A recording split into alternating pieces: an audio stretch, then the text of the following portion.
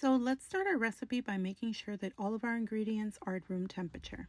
Okay, once that's achieved, we're going to heat our milk to about 110 degrees. You don't want it hotter because you run the risk of killing your yeast. We're going to add our yeast to our milk. And we are also going to add sugar.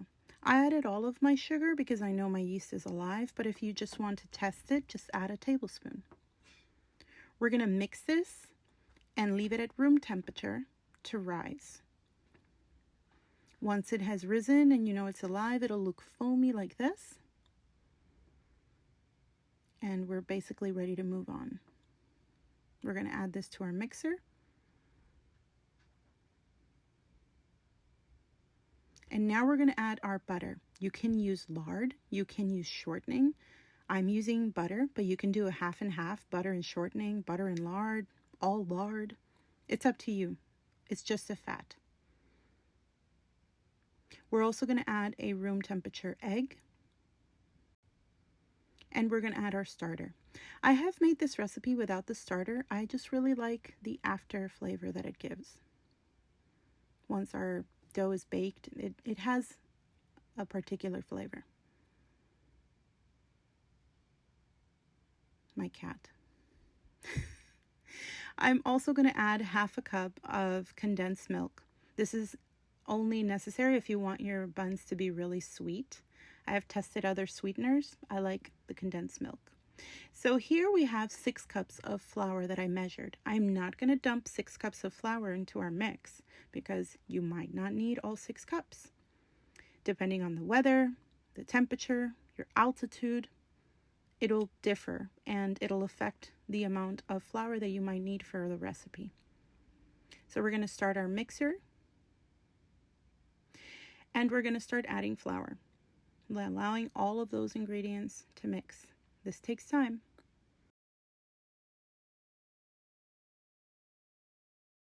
My dough is sticky and coming together. I'm going to continue to add flour. So basically what you're looking for in this part is gluten development. This takes time. So we're going to watch our dough. We're going to add gradual flour and just watch it congeal. That's what we're looking for. Dough comes together because of gluten development, and gluten forces your dough to congeal into one ball. All of our ingredients are mixed at this point, so this is the point I'm going to add my salt. I don't add it before, I don't add it to my flour, I add it now. Because you run the risk of killing your yeast if you do this, if you add salt before this. You don't have to turn off your mixer to add the salt. I was just explaining it. We're going to continue adding flour. And now my machine is at speed 2. And I know that I'm developing gluten because my dough is kind of picking up from the sides and the bottom of our bowl. I'm adding less flour at this point. I'm adding just a small amount of flour and I'm going to watch it.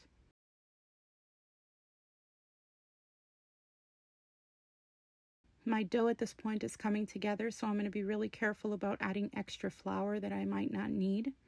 So I'm going to let her go and I'm going to just watch her. So at this point I realized that I don't need any more flour and that I'm going to continue to run my machine and allow her to develop gluten. I had 1 3/4 cups left over, so there you go.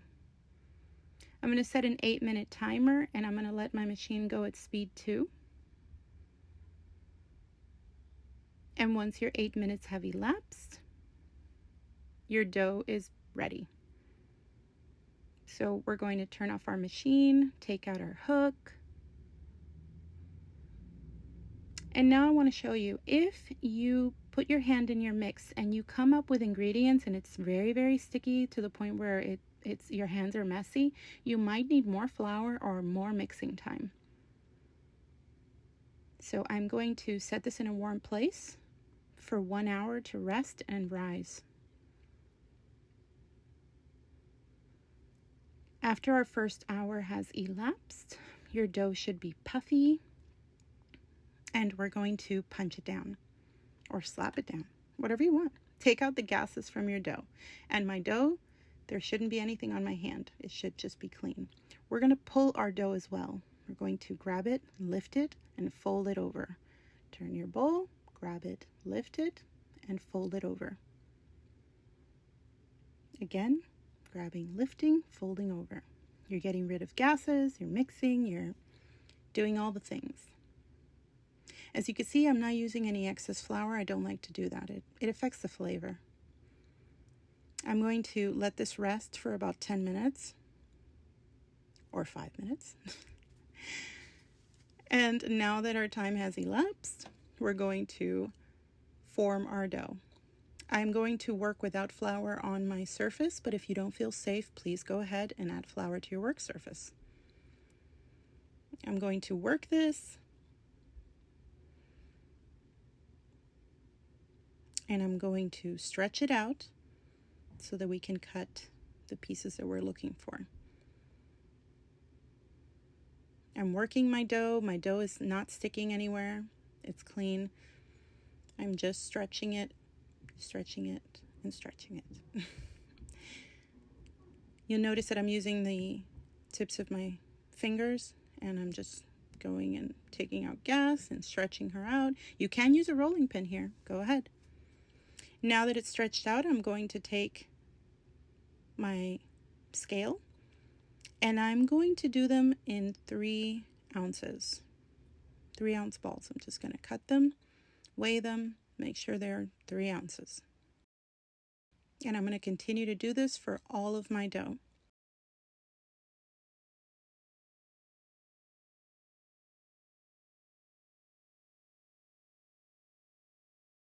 Once our dough is ready, we're going to roll them. So we're going to cup it in our hands, and we're going to run our hands on the counter. And that's going to force it to kind of come together, and it pulls from the top all the way to the bottom. Roll, roll, roll. Cup it and roll. You're not pressing the dough, you're just cupping it. And that should give you a beautiful smooth ball. In bakeries or in other places, you also run that part of your hand and run round and round, pulling it, and it does the same effect. And you end up with that smooth little ball. You're going to put this on your baking sheet lined with parchment paper, and you're going to continue to do this with all of your dough. Here I am tucking it inwards to make it a little easier. Putting it on my work surface, cupping it, go, go, go. And it's beautiful. Continue to do this for all of your little balls. You could use both hands if you want to. When they're ready, we're going to let them rise for 30 minutes. And now that they're nice and puffy, we're going to give this an egg and milk wash.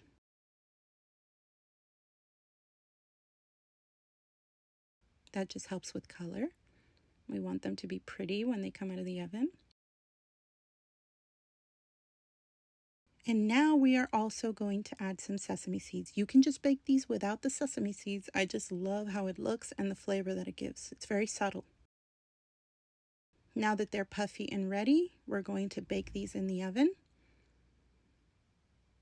And I'm going to add ice to the bottom of my oven on a sheet pan so it can create steam.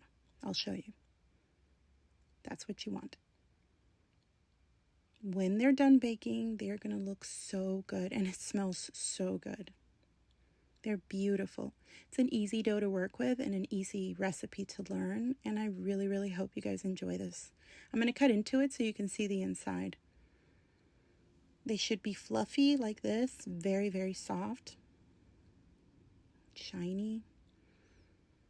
And there is no excess flour because we didn't add any. I'm using a really sharp serrated knife to cut it. And I want to show you the crumb on the inside. It's really, really nice and tight. No large air pockets. Enjoy.